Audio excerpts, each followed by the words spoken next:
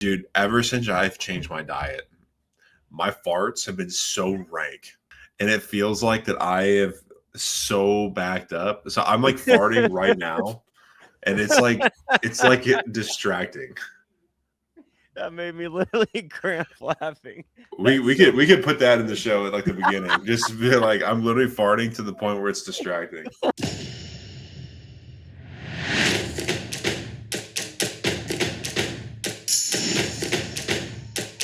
All right, Wes's farts are stinking, but we're here to talk all thing college football. I'm your host, Dylan League, joined by my man, Wes Miller, and we're going to break down the college football semifinals for you. We got 4 teams left. All right, Texas, Ohio State in the Cotton Bowl. We got the other side, Notre Dame, Penn State, the Orange Bowl. 2 phenomenal matchups, 4 teams. We got 1 national title to crown, which will happen here in a couple weeks.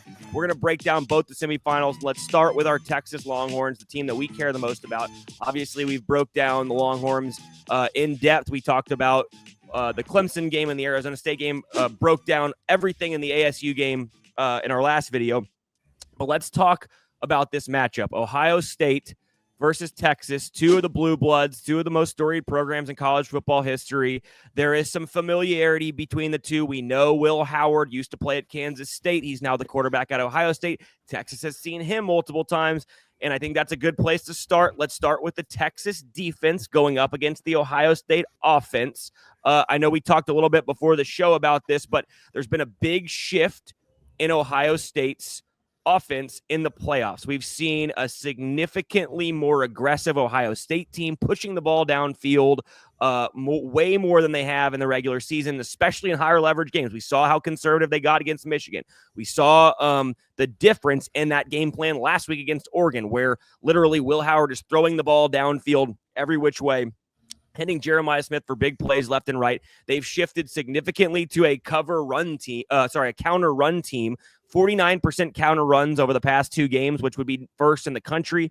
What do you, in terms of the matchups that you're looking for in this Texas defense versus Ohio State offense, what are the keys? What's the key to Texas slowing down this new look Ohio State offense that basically looks like they got embarrassed by Michigan, had 3 weeks to shift and identify weaknesses, and they did that, and they've been really good since then. So how does Texas slow down this Ohio State offense that looks like a juggernaut right now? It's a great question, and I think I would start with first addressing the pimple on my forehead, so people, if you could ignore it. But second, I was watching, I think that it was the guys over with PFF kind of break down this game as well, because I'm always curious to hear different viewpoints on matchups, et cetera, especially when we're in the college football playoff semifinal. And they had mentioned that there's a gentleman who is currently the running backs coach at Ohio State. I'm not going to remember the name for whatever reason, but he was on Dan Lanning's staff at Oregon, and he was also on Mike Norvell's staff at Memphis. Memphis, of course, as you know, had Kenny Dillingham and Dan Lanning when Memphis won a whole bunch of games and eventually got Mike Norvell the Florida State job. Right. But it's funny seeing the trends from that Memphis offense that Mike Norvell kind of put his staple on, or his stamp on, and also that he carried with him to Florida State when Jordan Travis is quarterbacking there, and how reminiscent it is of the Ohio State offense as of the last 2 games. And so credit to the guys at PFF for bringing that to my attention, because it also brought a lot of it kind of shone a spotlight on the whole counter run stuff, the switch up in terms of just the passing coordination, more deep crosses, more deep posts, scheming guys open rather than making guys getting the ball to your guys in space and just letting them make plays. Exactly. Right? Yep. So we're going to start with the Texas defense. I'm having a hard time looking at this game thinking that this game is going to go into the 30s for both teams. I really do, and that might seem a little counterintuitive because of recency bias after Texas, had 500 total yards get put up on them by Arizona State, which I think that we would agree amounts to time of possession for the Sun Devils, a whole bunch of outside factors that were outside of the defense's control, special teams, offensive, game planning, etc. I think this is going to be like a 27-24 type game. And I think that the way that Texas defense has to approach this game is by a couple of ways. Number one, they got to get to the quarterback. And the reason why Will Howard is playing so well right now is because Ohio State has found ways to run the football. Now, you look at that offensive line, Donovan Jackson slides over from left guard to left tackle, honestly, already helping his unbelievable draft stock. And he's been serviceable at left tackle. Basically, all it did was show is, hey, you have good feet, kind of going into the draft process. Right. But Ohio State's offensive line, like I mentioned in our last episode, is very much like a mash unit, right? Like they lose Seth McLaughlin at center. They lost the other kid who was supposed to be a first-round grade at left tackle. I forget his name. Yeah. And so I think I read somewhere they have over like 50 offensive line combinations or something crazy coming into the beginning of the playoff. So Texas, number one, has to get pressure on the quarterback. Number two, you have to find a way to stop the run. And, of course, in counter run schemes, usually you're going to have a guard or a tackle pulling, whatever. Guys like Trey Moore, Colin Simmons, Barrett Sorrell, Ethenberg have to set the edge, push things back up into the inside. I think David Binda is going to play a really, really important piece in this game because he is a better inside linebacker in terms of stopping the run than Leon Galafau is. And then I think that Anthony Hill is going to be unleashed over these past couple games. Anthony, save for maybe Georgia, Anthony Hill has played a lot of spy football, whether that was against Sam Levitt, whether that was against Kate Klubnik. And now I think that we are about to watch him get unleashed. So get to the quarterback, set the edge, push runs back up on the inside. And then finally, no coverage burns. I know that you've seen this, and I know I'm talking a lot, so I apologize. No. I want to hear everything. Keep going.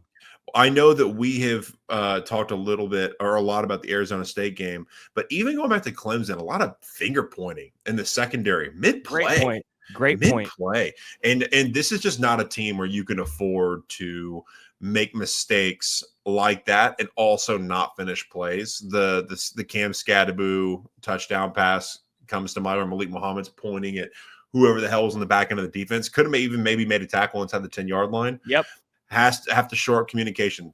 Texas is not going to change anything about their defensive identity. What do I mean by that? They're not going to have Jahdae Barron follow Jeremiah Smith all over the field. That's just not what they do.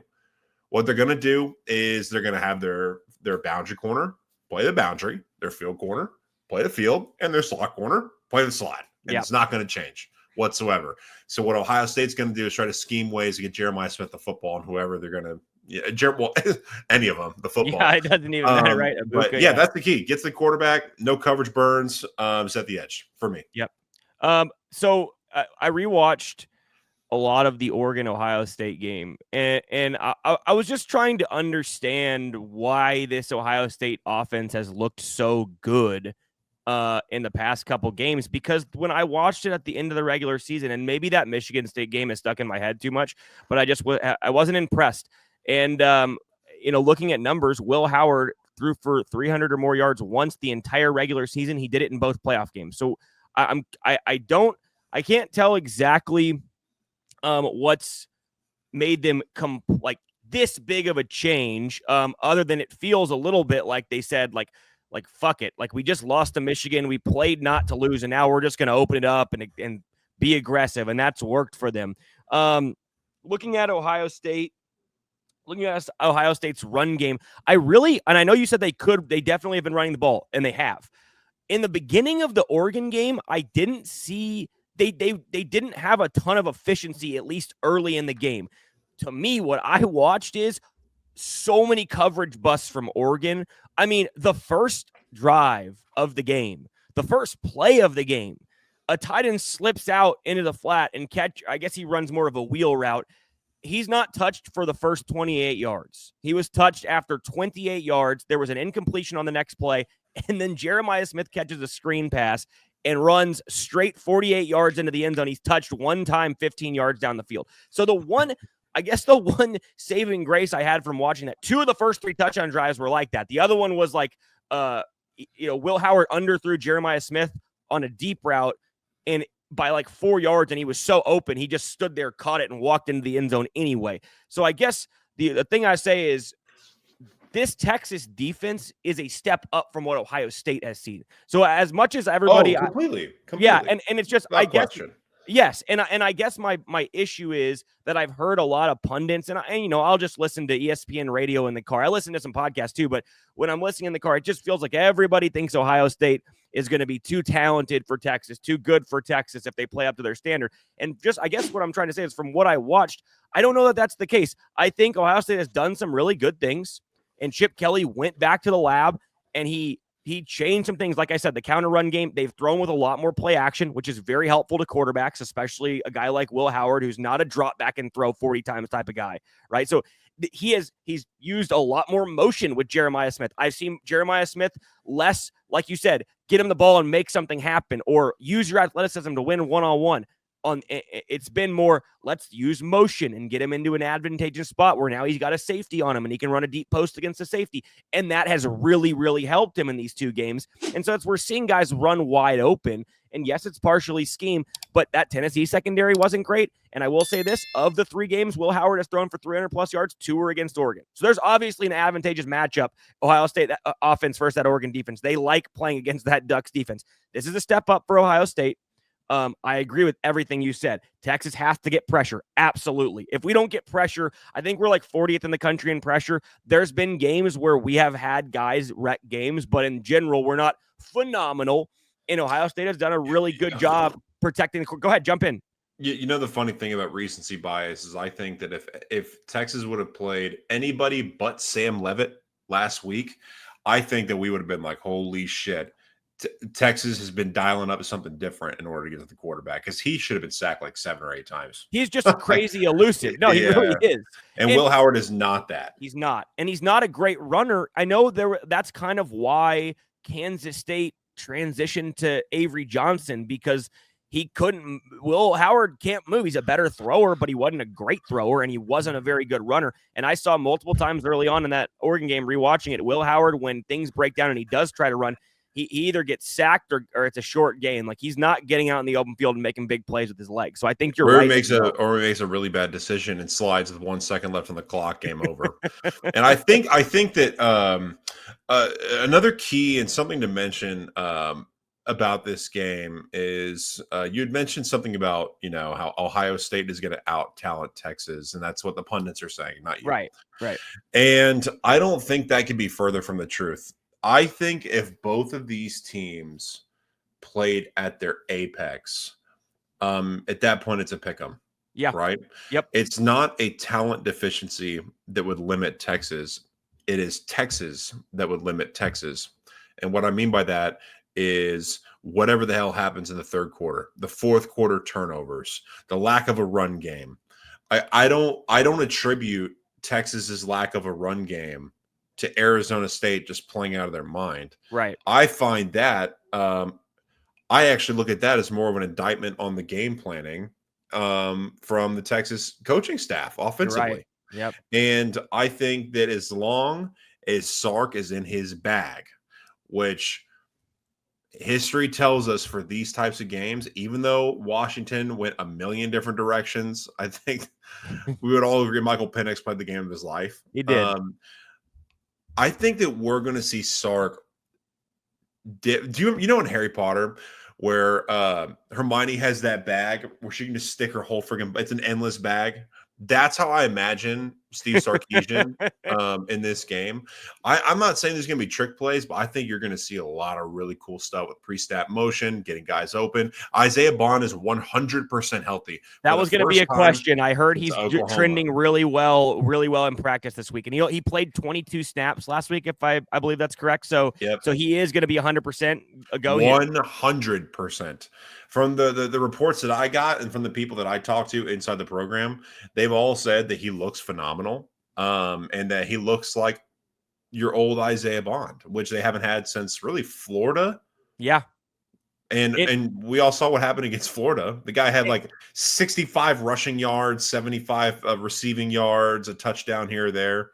I love Isaiah Bond. What's funny is early in the year when he did go have that injury and he was kind of in and out of the lineup, the offense, early in his injury, the offense looked much worse without him. But the positive of it is the emergence of Matthew Golden and other guys. And so now where Golden looks like a legit number one option for a playoff top Final Four team, and now you add a healthy Bond back, it could really change the dynamic of this Texas offense. Because like we said, Bond only played 22 snaps last week. On the offensive side of the ball, what else do you see as keys for Texas on this side? Obviously, the run game is going to be important. We talked about it on the recap show, and you talked about how you thought it was largely Sark because we had transitioned to a largely outside zone run team. And whereas what we were getting was looks to run the ball up the middle, and we didn't do that. Correct? That was your kind of point, correct? 100%. I mean, like, take a look at 2023 Bama. How did Texas beat Bama? Yeah, Quinn Ewers played an excellent game. But they also, what does Marshawn Lynch say? Run through a motherfucker's face. That's what they did to Alabama, right? They showed up. Texas essentially put the college football world on notice that they were a physical, big, strong, like run first team, and with Quinn Ewers being the supplement, Xavier Worthy being the supplement, Adonai Mitchell being the supplement, etc. I still believe Jonathan Brooks was healthy, they probably won the national championship. That was such a tough one. Yeah, very tough. And I think that I don't know if you're going to see something similar because the Ohio State run defense is unbelievable, right? But the reason why I mentioned that is I think that as long as Texas can play to where they're advantageous from a matchups perspective, they're going to be fine. A lot of that is going to depend on the health of Cameron Williams. If Cam Williams is going to play, which from the looks of it, it looked like he could have gone last week, maybe, but he didn't look like he was moving very well. Yeah. And I think Trevor Gooseby played fine. The problem with Trevor Gooseby is so far his run blocking grade per PFF and what I've seen on tape is really bad. And so I heard a stat today that specifically on outside zone runs, as a run blocker, you have the difference between Cam Williams is like top 5 in the country, and you have Gooseby outside the top 250. Like that was the difference in grade in our specific main zone run scheme, which is a massive difference. And we saw it on the field. We really, that's not the only reason, but it played a fucking role for sure. Yeah. And now you're not dealing with edges like Prince Dorba. You're dealing with edges like Jack Sawyer. Right. And so now the entire dynamic changes. So I think the help of Cameron Williams is going to be really important. The run game is going to be really important.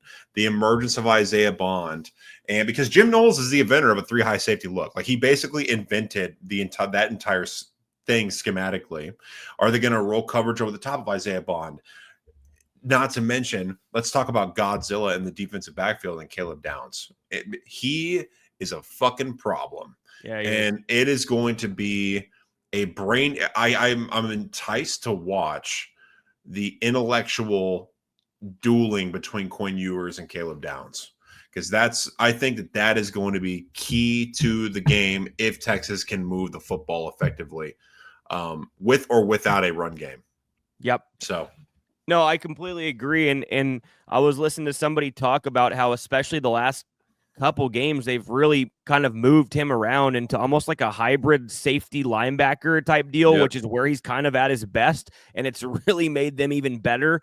I mean, dude, the way that Oregon's offense just could not move the ball, and Downs and Sawyer flying all around the field, and it's just, getting pressure on Gabriel. They made Oregon look like petulant little children, to be honest. I mean, they did. Yeah. The other thing I was going to say was we've already talked about this last week, but like the lack of adjustment from Oregon, right? Bad, bad. People are just going to take a look at that game again, recency bias. They're going to look at that game from face value, like, oh well, Ohio State kicked Oregon's ass. It's like, well, that's two-sided. Did they get out to a big lead early? Yes. Whose fault is that? More Oregon than it is Ohio State's success, in my opinion. No, right? I completely agree. Yeah. Jabbar Muhammad was the only defensive back that showed up to play football for Oregon. They couldn't get any pressure. And I think that they were putting like 6-7 in the box every play to stop Quinshon Judkins and Travion Henderson. And then that's when we kind of all found out, can't really do that, right? It's going to be a lot of base defense. Good on good. My best versus your best. Let's play football. Yep. Okay, last question for you here, and then I'll get your pick on the game too. Expectations for Quinn Ewers in this game, because I think there's something to be said about the fact that I thought you brought up a phenomenal point in our recap.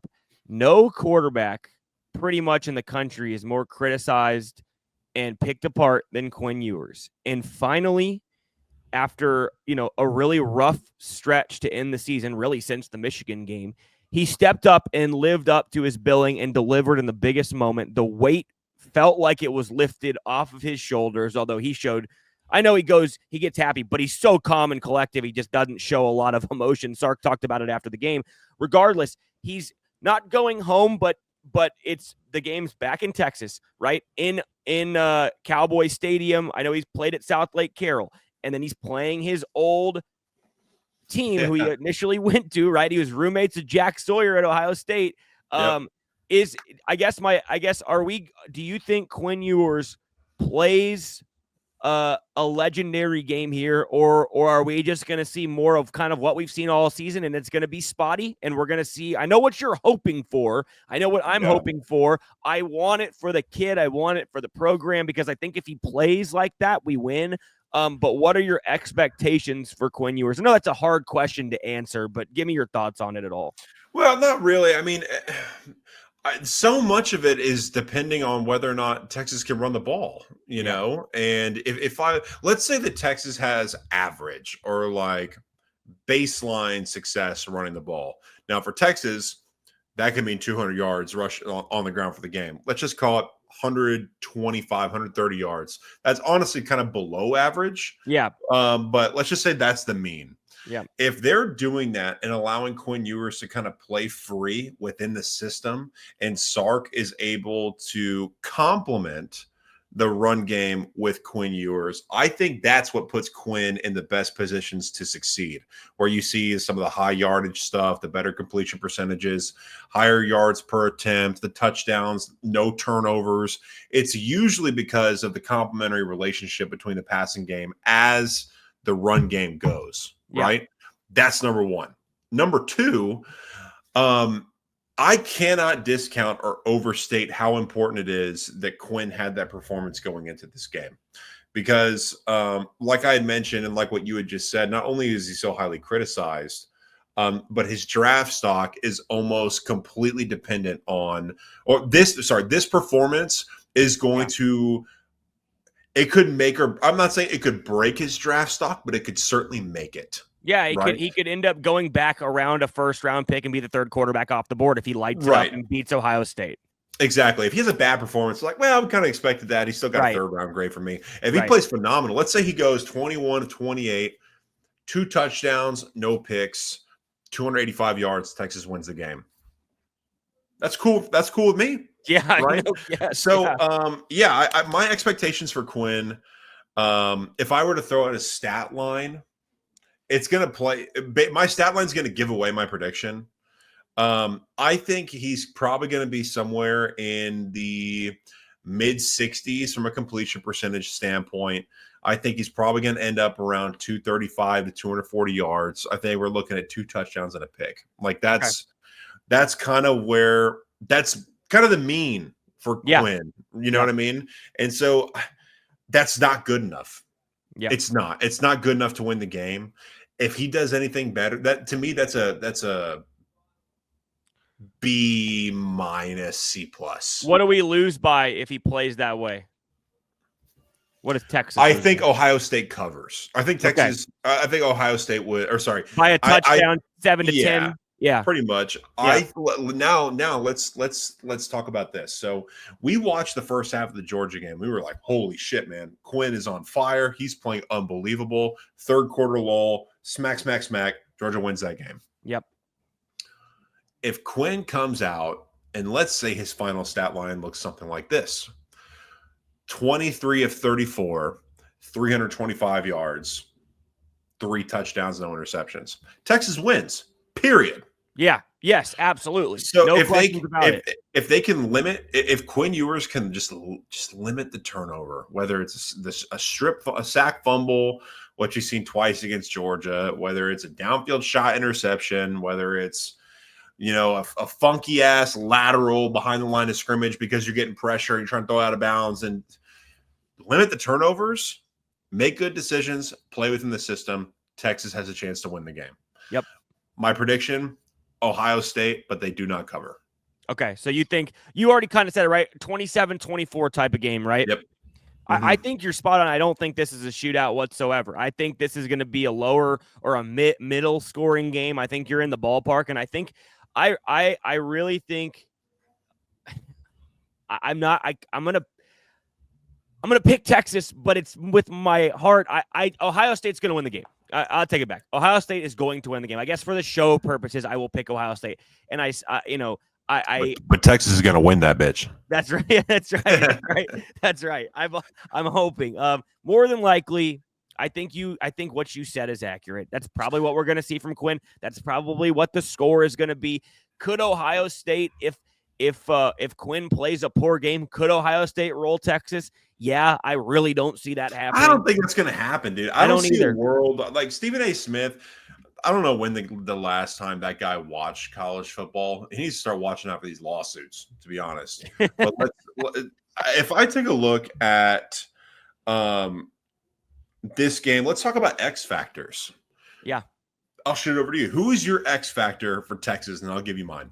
Oh, offense, man. We'll do one for offense, one for defense. Okay. I mean, this might be kind of obvious, but I think Jaden Blue, and you brought him up, a couple weeks ago, but he's so explosive. He has a different level of speed that just other guys on the roster don't have. And if he touches one or two, whether it be a screen or a run, an outside run, and he busts a 50 or 60 or 70-yard touchdown run, that's the type of guy who could change a game, right? Or bust open a game. And so I'm going to say that's the X factor. Obviously, I would have said the same thing. Yeah. So yeah, that's obviously Quinn is going to play a bigger role, and Isaiah Bond's health and Golden. But in terms of an X factor of a guy who could flip the game you're not expecting to, I think that's the guy for me. I agree. I would have said Jaden Blue too, to be honest with you. And let's say if he does break open like a 55, 70-yard run, that tells me that Texas is probably operating very efficiently offensively. Good point. Good you know point. What I mean? And so that I totally agree. Now let's go defense. I'm going to go first. Go ahead. My X factor is Malik Muhammad. Okay. Because I think so much of the game depends on how much success he's going to have on the outside against the Ohio State skill guys, whether that's Emeka Egbuka or Carnell Tate or Jeremiah Smith, what have you. I'm going to throw a stat your way. Yeah. I think that coming into yesterday or the Arizona State game, or sorry, the Clemson game, I think Malik Muhammad had only given up like 20 receptions. The guy was nails. PFF was in like the mid-high 80s, and Texas had 4 defensive backs, and Makuba Taff, Malik Muhammad, and Jahdae Barron, all in the mid-80s or above, of course, with Taff and Barron being in like the 90s, which is like unheard of territory for defensive backs per PFF's grading system. If Malik Muhammad, let's say he plays just objectively well, they win. I think they win. Dude, it's funny. I was trying to think in my mind who I would pick, and I think you nailed it. I really do. And I'm not just saying that. Because we talked about this previously. He got picked on. What game was it? What game was that? Clemson. They picked on him on a drive where it was like 4 or 5 straight throws, and it was like catch. And they actually went away from it when he finally was able to have a pass defense. And they shouldn't have gone away from it because they were burning him. And I completely agree. Like, he is such a big X factor in the sense that we kind of know what we're getting out of Jahdae Barron, right? He's going to be elite. He's going to make plays. He's going to be tough to throw against. We kind of know what we're getting from a lot of different guys, but we don't know what we're getting from Muhammad right now because he was so good early and has struggled lately. And I think you're spot on. I think he's the X factor.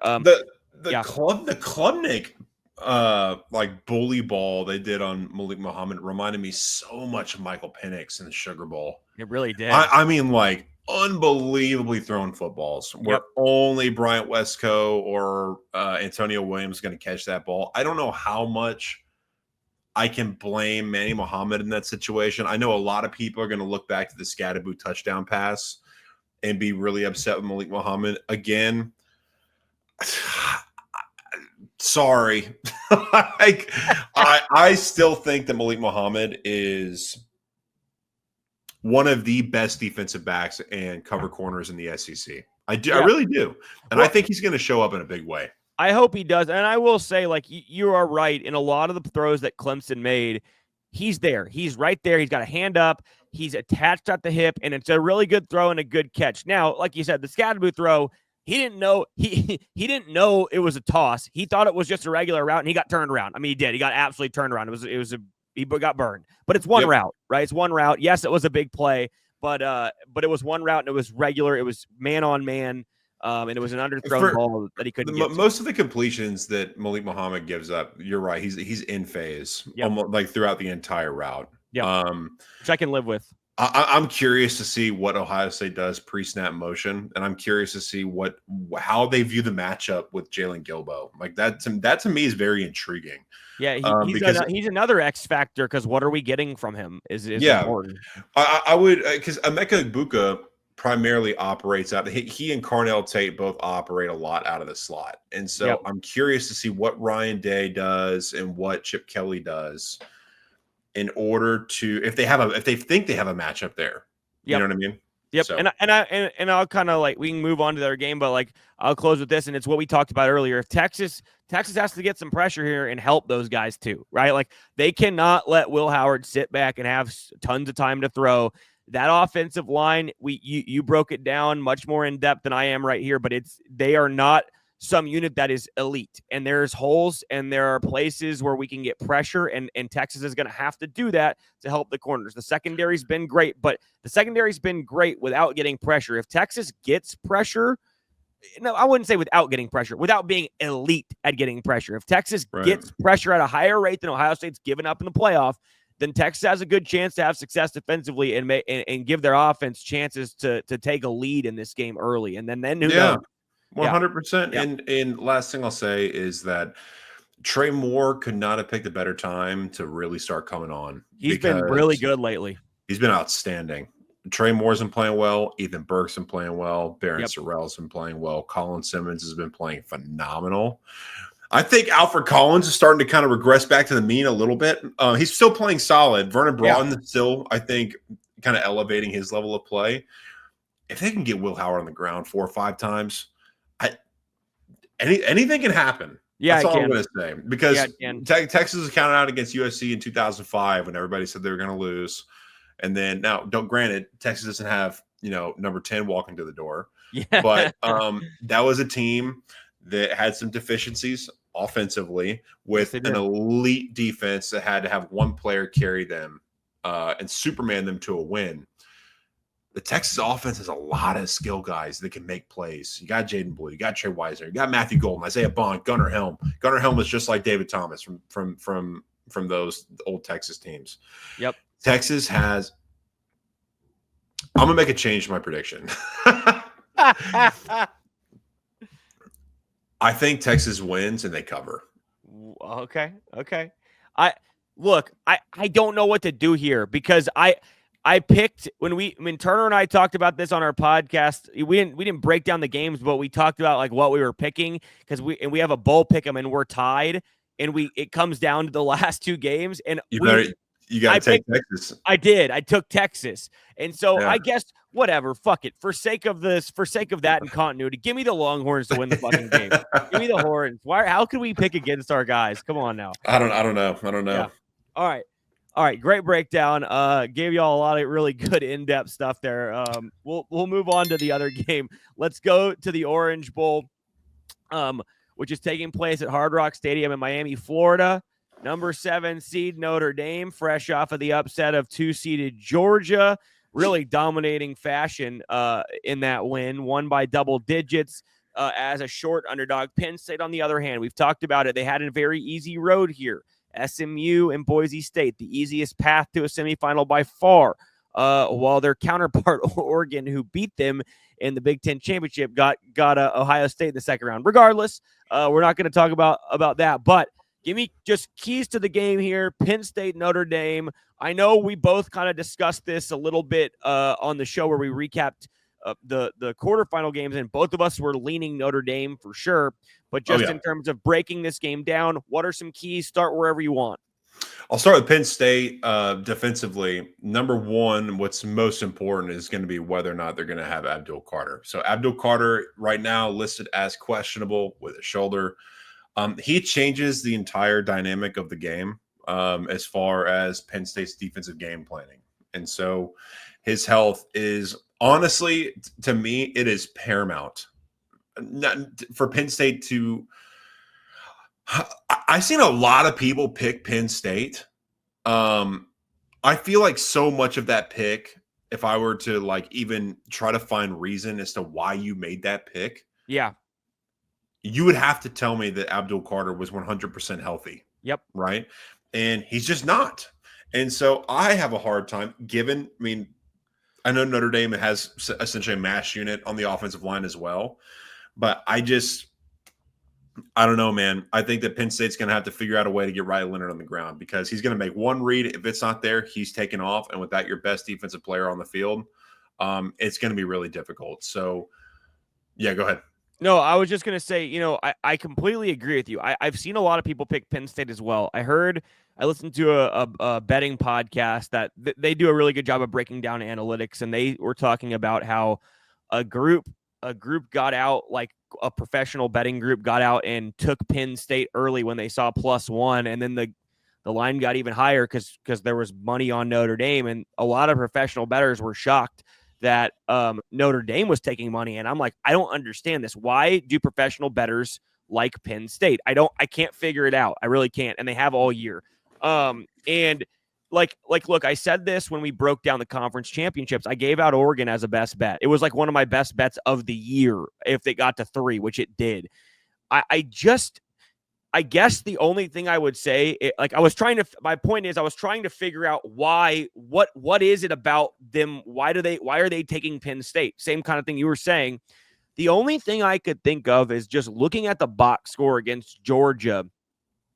I didn't realize that Notre Dame only threw for 90 yards, which is pretty crazy to think about, that a team in a college football playoff in this day and era threw for 90 yards and won by 13, right? Like, that's a pretty crazy number when you really think about it, because the way passing has become so incredible. I mean, passing is a 3-to-1 ratio in terms of like correlation to winning in today's day and age of football. So I guess maybe the idea is, well, if Jeremiah Love isn't 100%, which we don't even know if he's going to play now, and if that is the case, and Notre Dame can't run the ball, and given Price is a very good running back in his own right, but if they can't run the ball, how do they move the ball at all?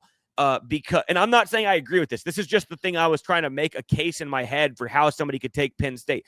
The problem with that is, I just don't see Penn State as a team who's going to slow a team like this down, who is I like Marcus Freeman, and all he does is preach violence and physicality. And I just don't see how that Penn State offense or defense can slow down this running game, whether Jeremiah Love plays or not. And to be fair, he hadn't been 100% the whole playoffs, and they've been running Price quite a bit the whole playoffs, and it hadn't been a problem.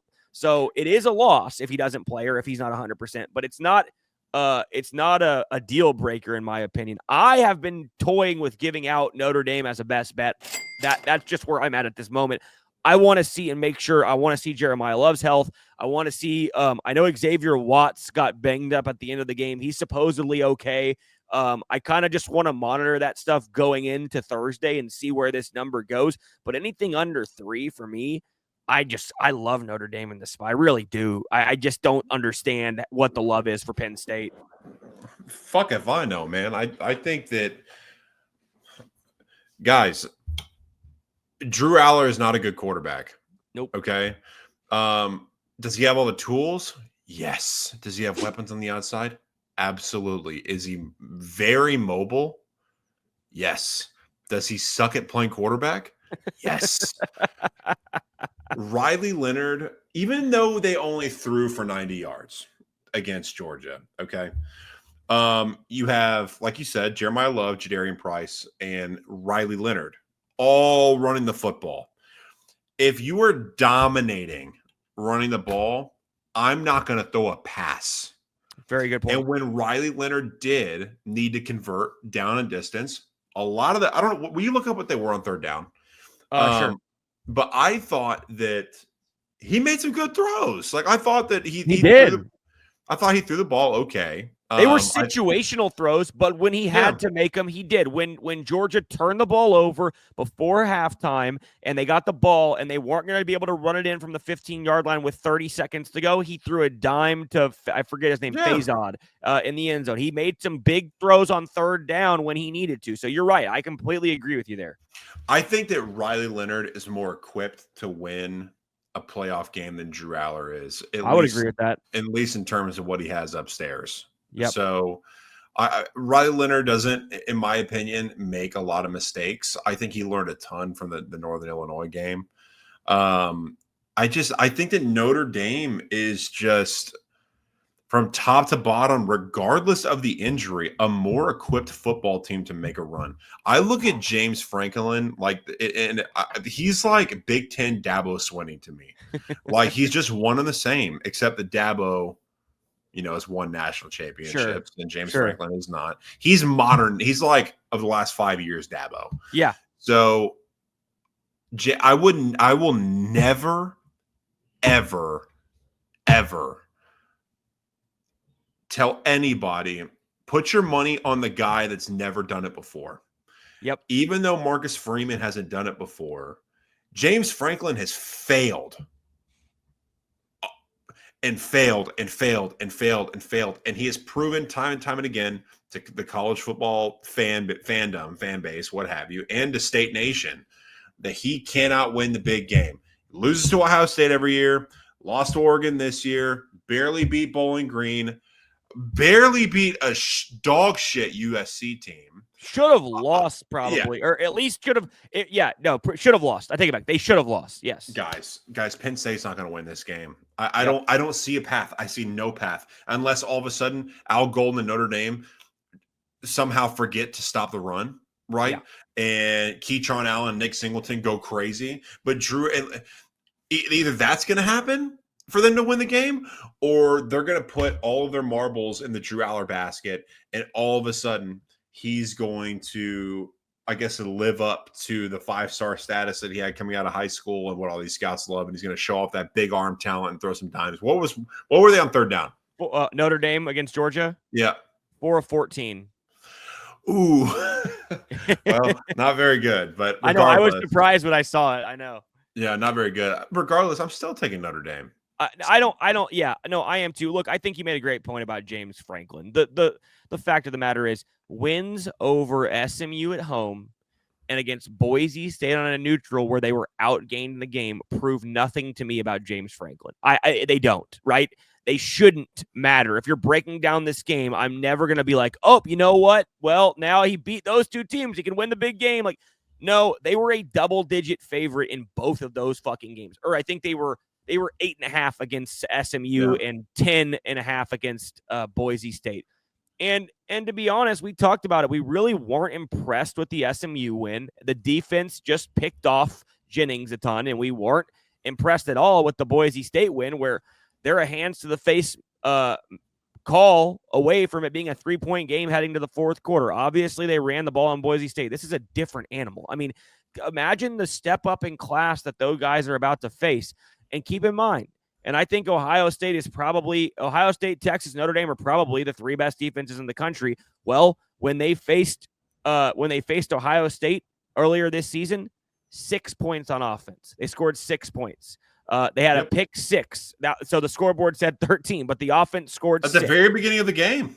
Yes, right. Very beginning of the game. They had a 1st and goal at the 1-yard line to tie the game. 4 plays in a row. Could not get in. All right. And then you look at the Notre Dame defense. number 1 in the country in EPA per dropback, number 1 in the country in success rate against the pass, and they're top 5 against the run in both. I don't see Drew Allar, and I always forget if it's Aller or Allar. I always pronounce it differently. The announcers say Aller. So Aller, okay. say Aller. I'll say Aller. Drew Aller. I don't know why I go to Allar, but Drew Aller. I think you're right. I don't think he's very good. I think he's like I don't know. He's like a great value version of Josh Allen. Like he looks like him, and he has the tools like him, but he's not him. It's not actually the brand name because he can't make the throw and he's not accurate. You know who he reminds me of is Tyrone Swoops. Wait, is Tyrone Swoops the old Texas quarterback? Yep. Yeah, I remember him. Yes, I do remember him. 18-wheeler. Yeah. Big cannon of an arm. Yes. The ball looked great coming out of the hand. It had like a sub-60 completion percentage rating, was one of the worst passing quarterbacks in Texas football history. Yep. No, you're exactly right. And I mean, look, there's a reason he's more than likely coming back this year. You know, look, Drew Aller has all the tools, man. Like when you watch him throw the ball, you go, "Oh shit!" Like that looks nice. You see him for a quarter sometimes, and you're like, "Oh." Like the first quarter of Boise, you texted me. We were texting back and forth, and it was like, "Oh, well, he looks really good." And we're like, "Just let the real Drew Allar please stand up," and he will by the second quarter. I mean, it's never you're never getting 4 quarters from him like that. You're just not. So you know what sucks, Dylan? I feel the same way about Quinn. Well, no, so do I. It's 100% the same exact thing. It is, but Texas has a better surrounding cast, I believe. And Quinn's playing better. Quinn's been playing better in the playoffs. And Quinn's at least he's been there and he has made some big time plays in big games and won some big games. He's got a brain. Like when I watch Drew Aller play, I'll see him like make a throw. I'm like, what the fuck? Well, number one, who are you throwing to? Number 2, which read was that in your progression? Yeah. And number 3, how dangerous are you willing to throw these balls? Meaning, man, he will throw a lot of balls in double coverage. He throws a shitload over the middle. What does that mean? Tip balls to the line of scrimmage for interceptions. Hits that could potentially a lot of hospital balls that could I mean, who knows the modern era of targeting, but a lot of footballs that could potentially get dislodged over the middle. Like that guy lives in the middle of the field. Throws a great deep ball. I don't see it, man. I literally cannot convince myself that Penn State has a chance to win the game without Abdul Carter. Yeah, and I mean, even if he does play, I think Notre Dame wins. But without him, I think it's no shot. Without him, it's impossible. No, it's no shot. They have no shot. They would need the only way, in my opinion, that Penn State wins this game is Abdul Carter needs to play. And Notre Dame needs 2 big injuries on the defensive side of the ball. That's the only way. It's got to have one in the secondary. Yeah. Because they are one secondary injury away from having problems because they don't have depth. But barring injury, I don't see a path for Penn State. I'm going to predict this game. I'm going to say I don't even think Penn State scores shit, man. I think they score 13. I think this is a 27-13 game. I'll say 28-13. I think they score a touchdown and 2 field goals. Penn State does, and I think Notre Dame scores 4 times. I'm going to say 28-13 Notre Dame. This will be a best bet on my website. 100%. I'll be giving out Notre Dame, barring like some weird setback and injuries tomorrow. This will be released on my website for sure. So you're thinking, wow, you said 28-13? 28-13 is my prediction for this one. I think it'll be a dominating performance by Notre Dame, but I still think it's a 1-score game. Like kind of like in the same Texas vein where they'll dominate a game for 4 quarters and you look up and they won by like 7. Absolutely. Yeah, it happens all the time. I think it's going to be like that. I think it's going to be a good old fashioned like bloodbath, to be honest. Like old school Notre Dame, old school Big Ten smash mouth football. Yep. And if I had to pick who would be better, I think if Jeremiah Love isn't healthy, Penn State's backfield is hypothetical. I mean, it is better. Sure. With a healthy Keytron Allen and a healthy Nick Singleton. It is. But Notre Dame, regardless, their defense is so good stopping the run. Good. And Jadarian Price is really starting to come on strong. Yeah. And plus Riley Leonard, they intentionally they do like QB power with Riley Leonard. Yeah, I know. Drew Aller is more of a guy. Well, yeah, they'll let him do a little bit of like QB run stuff, but mainly it's his escapability in the pocket and his mobility in the pocket where he's like creating plays. Yep. Right. Where Riley Leonard is a legitimate run threat. Yes, they're designed runs for him. Right. If you don't have your best pass, I don't see it, man. I'm going Notre Dame. I'll do 21-14. 21-14. I love it. I love it. Just like a classic. Old school classic. I love it. All right. Well, that wraps it up. I mean, we broke down both games in depth. We gave our picks. We both picked Ohio State, and then we both flipped to Texas. And did we both think Notre Dame is going to dominate? We went 4 for 4 in the quarterfinals. Let's see if we can get two more here. But either way, hope you guys enjoyed the breakdown. We'll be back to recap these games more than likely next week or this weekend, and we will definitely be breaking down the national title, and hopefully that includes our Texas Longhorns. But even if it doesn't, we'll be back. And interact with us in the comments, man. Yes. Send some a comment below, please. Let us know who you like in the game. Let us know what you think about Drew Aller or Aller. I always say his name. And also, dude, go to war with us on Twitter if you want. Yes. Oh, please do, because we will be active on Twitter, especially during the game. Oh yeah, 100%. I'll put our social media in the description below. So thank you guys for tuning in, and we will catch you guys next time. Drew Aller sucks at football.